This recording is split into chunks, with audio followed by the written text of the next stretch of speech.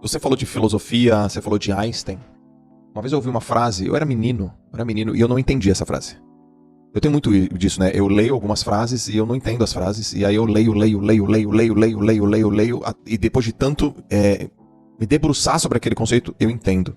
Eu quero soltar duas aqui pra você comentar. Uma que fala sobre conhecimento e uma que fala de uma coisa que é mais importante do que conhecimento. Uma é do Francis Bacon, que ele disse, conhecimento é poder. E uma do Einstein, que ele falou, essa eu não entendi quando eu li a primeira vez, eu devia ter uns 18 anos de idade. Imaginação é mais importante do que conhecimento. Isso é Einstein. Quando ele fala de imaginação, você está falando da nossa habilidade do Homo sapiens, que é a única espécie humana, a única espécie viva, né? Nós somos humanos, a única espécie viva capaz de criar, imaginar, adorar. Um cachorro não consegue adorar nada, uma árvore não adora um deus, né? O ser humano ele adora, ou pessoas, uma causa. Nesse caso do Francis Bacon, conhecimento é poder, eu queria que você comentasse um pouco sobre isso.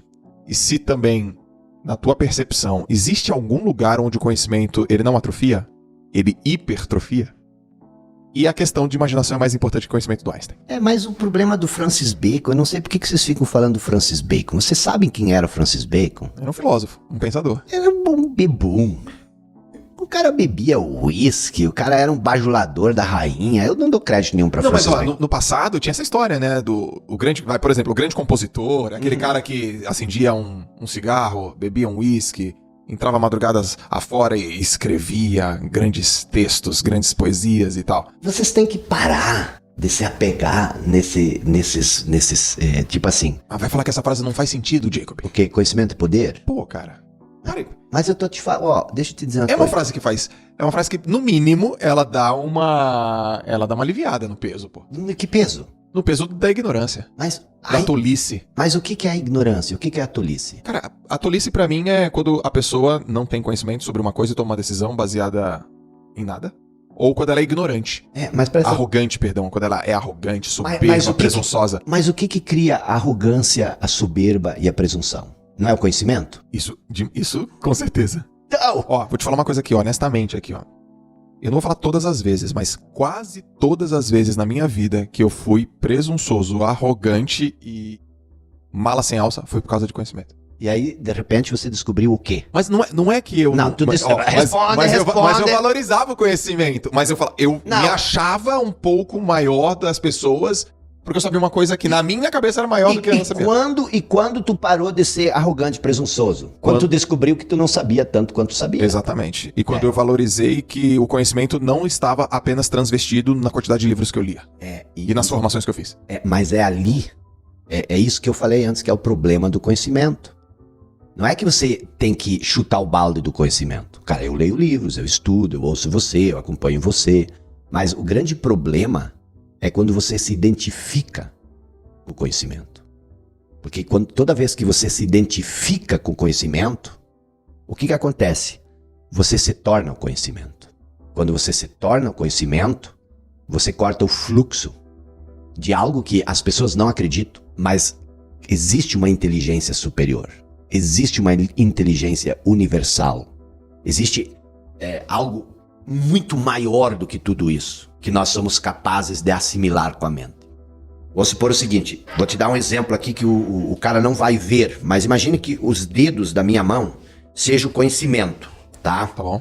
Quando você se identifica com esse conhecimento, ele se fecha num nó. E quando o conhecimento se fecha num nó, ele corta todo o fluxo. E aí o que acontece?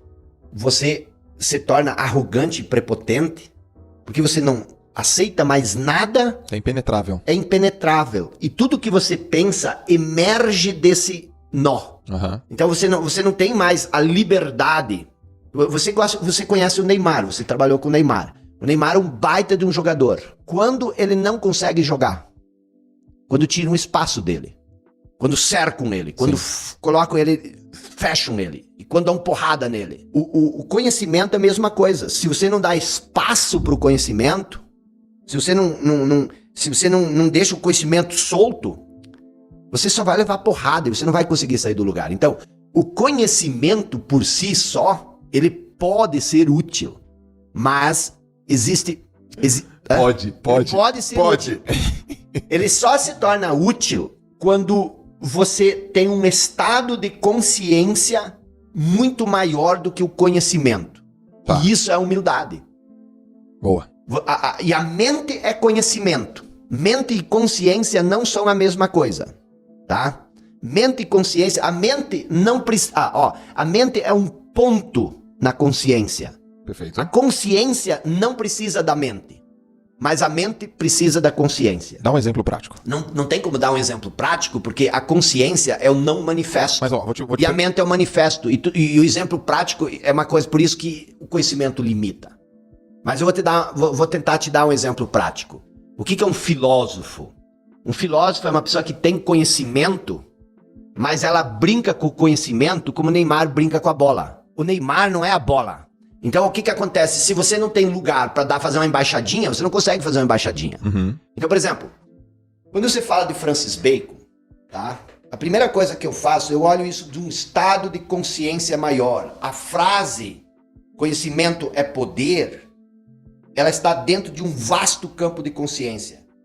E eu cerco ela, eu questiono essa frase. E essa frase ela vai ter que sobreviver às marteladas, entendeu?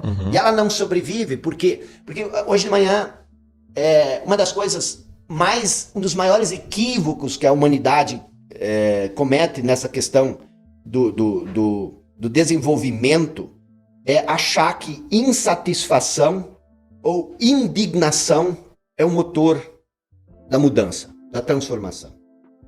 Tipo assim, o cara me disse o seguinte: sem insatisfação não há transformação. Não há crescimento. Se tu não está insatisfeito, tu não cresce. Agora eu quero te perguntar o seguinte: tu concorda com isso? Eu só te largo bola quente, tu nunca mais vai me chamar pra fazer foto. Esse vai ser o podcast mais Então, longo. o que acontece? Vamos... Você tem que falar da imaginação do Einstein Sim, ainda, maior conhecimento. mas nós estamos falando disso, presta atenção. A insatisfação é um estado de consciência. Tá bom? Então, Não estou satisfeito com o resultado que eu obtive, com a situação da minha vida, com o meu relacionamento, com a minha casa, com o meu corpo, Isso, então, com o meu dinheiro na minha conta do meu banco. Então, a insatisfação cria transformação. Você diria para mim que a maioria das pessoas estão satisfeitas ou insatisfeitas? A maioria das pessoas estão insatisfeitas. E a maioria das pessoas... Se isso fosse a premissa da mudança... Se isso realmente fosse a premissa da mudança, as pessoas... Mudariam. A pessoa está insatisfeita, ela reclama a vida inteira e não faz nada. Então, peraí. Essa sua linha de raciocínio fez sentido. A maioria das pessoas não estão mudando, estão insatisfeitas. E vou te fazer uma outra pergunta. Não bateu uma correlação. E vou te fazer uma outra pergunta em cima disso. Presta atenção. E se você está insatisfeito e busca a transformação, por que você quer a transformação? Porque você quer evoluir. Não, porque você quer estar satisfeito. Exato. A evolução vai me trazer uma satisfação. E se te trouxer a satisfação e a satisfação não produz mais mudança, tu vai estagnar ali? Sim. A não ser que tu te torne insatisfeito de novo. Certo. E daí tu busca outra transformação. E daí tu vai ficar a vida inteira insatisfeito buscando a satisfação. Isso é um jeito inteligente de viver a vida? Tem algo errado nisso. Não, mas peraí. Mas calma. Ó, se toda vez que eu fico insatisfeito, busco a melhoria e fico satisfeito, eu melhorei o meu entorno. Eu melhorei as pessoas ao meu redor. Aí depois eu fiquei num platô, fiquei insatisfeito de novo, busquei uma melhoria, melhorei o meu entorno. Acho que é uma busca, é uma forma... Mas você quer ser insatisfeito a vida inteira? Não, eu não quero. Eu quero crescer. Eu quero ser... Não, eu quero ser... Por que tu quer crescer? Não, eu quero ter paz... Acho que os seres humanos querem ter paz interior. Exatamente! Paz interior. E o que traz a paz interior? Pra mim, paz interior é a convicção que eu dei meu máximo, que eu tô vivendo na minha essência. E o que é viver? Próximo das coisas que eu valorizo, gosto, amo. Mas Joel, esse que é o grande problema. Sabe qual que é o grande problema? O grande problema é o seguinte, presta atenção. Isso tudo desemboca na teoria da cognição de Santiago, Humberto Maturana e Francisco Varela. Só que eles só fizeram uma descoberta e eles não ficaram muito chocados com isso e não deram o devido valor. Mas presta atenção, o que acontece? Todos nós podemos ter 2 pontos de referência na vida, entendeu? Um ponto de referência, o que é um ponto de referência? A partir do qual você constrói tudo. E esse ponto de referência pode ser a mente, ou ele pode ser a nossa essência, que é a consciência, que é um estado de consciência. E essa é a grande sacada da transformação. Quando você se identifica com a mente, o que é a mente? A mente, Você pode ter a mente condicionada e a mente incondicionada. A mente condicionada, porque do que nós estamos falando? Nós estamos falando de evolução, você quer evoluir. Isso não é a mente que cria a evolução. A mente, quando você se identifica com a mente, você entra nesse ciclo de prazer e dor, prazer e dor, prazer e dor. Você busca o prazer, mas o lado oposto do prazer é a dor. E isso é uma disfunção do ser humano. Isso é uma doença grave. Entendeu? Quando você se liberta disso, porque a evolução não é coisa da cabeça. A evolução, ela é inerente a quem nós somos. As pessoas dizem o seguinte, mas se eu parar esse processo de dor e prazer, eu vou parar de evoluir. Não, é aí que você vai evoluir. Só que a evolução, ela não vem mais da cabeça. A evolução vem de dentro. A evolução vem de dentro. Aí tu pergunta, mas do que é de dentro? É disso que Jesus chamava do reino dos céus.